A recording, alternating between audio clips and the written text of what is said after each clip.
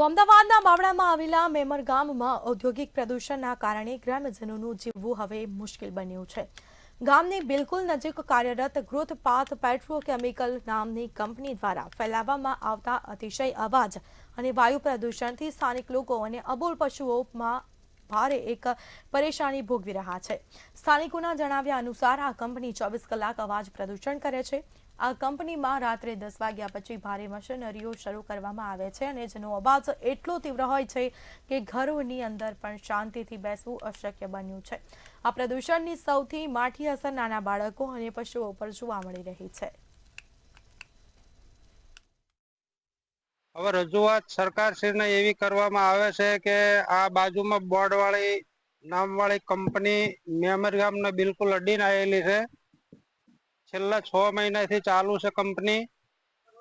અને સરકારશ્રીને એટલી નમ્ર વિનંતી કે જાહેર હિતની વાત છે. નાના બાળકો રાતે સૂતા નથી, એટલો બધો અવાજ, તીવ્ર અવાજ આવે છે કે બાળકો ભડકીને ઘર બહાર નીકળી જાય છે. પશુપાલનમાં ગાયું ભેંસું એટલો અવાજ આવે છે, એકદમ ભડકે છે અને દોવા દેતી નથી. તો સરકારશ્રીને એટલી નમ્ર અરજ છે કે આ કંપનીને કોઈ પણ ભોગે કંટ્રોલ કરાવો